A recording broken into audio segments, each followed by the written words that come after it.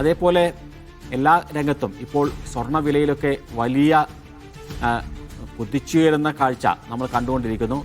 ഈ യുദ്ധം ആരംഭിക്കുന്നതിന് മുമ്പ് തലേ ദിവസം ഇപ്പോൾ ശനിയാഴ്ച രാവിലെ നോക്കുകയാണെങ്കിൽ ഇന്ത്യയിലൊക്കെ നമ്മുടെ കേരളത്തിലെ പോലും ഒരു പവൻ്റെ സ്വർണ്ണവില എന്ന് പറയുന്നത് 1,13,000-ത്തിനടുത്തായിരുന്നു. പക്ഷേ ഇന്നലെ അത് 1,26,000-ൻ്റെ മുകളിലേക്ക് പോകുന്നു.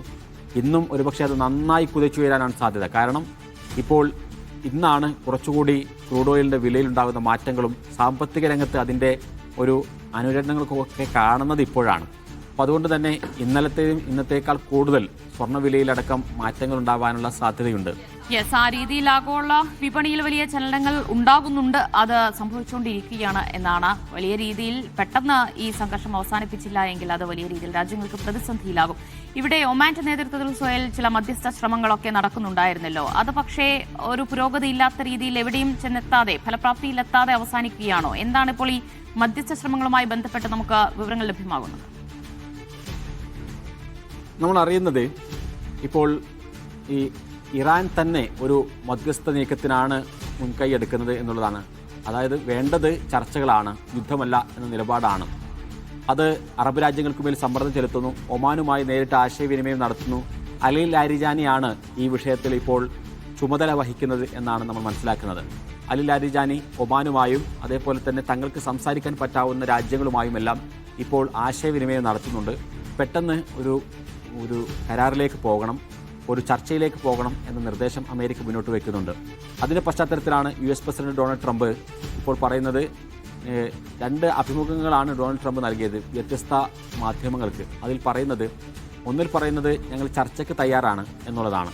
ഞങ്ങളെ സമീപിച്ചിരിക്കുകയാണ് ഇറാൻ, ചർച്ച വേണമെന്ന്, അവർക്ക് വേണമെങ്കിൽ ഞങ്ങളും ചർച്ചയ്ക്ക് തയ്യാറാണ് എന്ന് ഡൊണാൾഡ് ട്രംപ് പറയുകയാണ്. മറുഭാഗത്ത് ഒരു ബ്രിട്ടീഷ് മീഡിയയ്ക്ക് നൽകിയ അഭിമുഖത്തിൽ ഡൊണാൾഡ് ട്രംപ് പറഞ്ഞത് ഈ യുദ്ധം 4 ആഴ്ച വരെ നീണ്ടു നിൽക്കാം എന്നുള്ളതാണ്. അപ്പോൾ ചർച്ചയാണോ യുദ്ധമാണോ ഉള്ളത് എന്നുള്ള കാര്യത്തിൽ വീണ്ടും ഒരു തീരുമാനം ഉണ്ടാകേണ്ടിയിരിക്കുന്നു. പ്രത്യേകിച്ചും ഇനി ചർച്ചയിലേക്ക് പോകണമെങ്കിൽ അമേരിക്ക ഉദ്ദേശിച്ചതുപോലെയുള്ള സമ്പൂർണ്ണമായ ഇറാൻ്റെ ഒരു കീഴടങ്ങൽ അത് വേണം എന്നുള്ളതായിരിക്കും. പക്ഷേ അങ്ങനെ അമേരിക്കയ്ക്കും ഇസ്രായേലിന് മുമ്പിൽ കീഴടങ്ങാൻ തയ്യാറല്ല എന്ന നിലപാടാണ് ഇറാനിലെ ജനസമൂഹത്തിനുള്ളത്, ഇറാൻ്റെ ഭരണകൂടത്തിനുള്ളത്. ഞാൻ നേരത്തെ സൂചിപ്പിച്ചതുപോലെ തന്നെ പുതിയ ഒരു ഭരണക്രമം ഈ ഹാംനായിക്ക് ശേഷം അവിടെ വരുമ്പോൾ അത് ഇറാൻ പ്രസിഡന്റ് പെസഷ്കിയാനും അതേപോലെ തന്നെ ജുഡീഷ്യറിയുടെ തലപ്പത്തുള്ള ആളും അതേപോലെ തന്നെ അഹമ്മദ് റസ അറാഫിയും അടക്കമുള്ള ആളുകൾ അവിടേക്ക് എത്തുന്ന സാഹചര്യത്തിൽ ഒരിക്കലും അവർക്ക് ഈ ഹാംനായിയുടെ നിലപാടുകൾക്ക് വിരുദ്ധമായി ഒന്നും തന്നെ ചെയ്യാൻ സാധിക്കില്ല. പെട്ടെന്ന് അങ്ങനെ ഒരു ആശയമാറ്റം അല്ലെങ്കിൽ നയം മാറ്റം ഉണ്ടാവുക എന്ന് പറയുന്നത് ഹാംനായിയുടെ ഇപ്പോൾ അദ്ദേഹത്തിൻ്റെ സംസ്കാര ചടങ്ങുകൾ പോലും പൂർത്തീകരിച്ചിട്ടില്ല. ആ ഘട്ടത്തിൽ അത് ഒരിക്കലും അംഗീകരിക്കാത്ത ഒരു സാഹചര്യമായിരിക്കും ഇറാനികളെ സംബന്ധിച്ചിടത്തോളം. അതുകൊണ്ട് ഈ എല്ലാ കാര്യങ്ങൾക്കും അമേരിക്കയും ഇസ്രായേലും പറയുന്ന എല്ലാ കാര്യങ്ങൾക്കും വഴങ്ങിക്കൊണ്ടുള്ള ഒരു ചർച്ച അത് പൂർണ്ണമായും ഉണ്ടാകില്ല.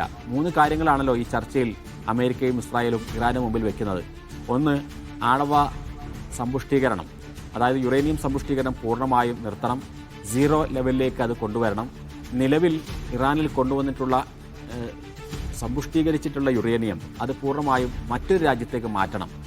അതിന് ഇവർ മുൻകൈയെടുക്കും എന്നൊക്കെയുള്ള 3 നിർദ്ദേശങ്ങളാണ് അവർ മുന്നോട്ട് വയ്ക്കുന്നത്.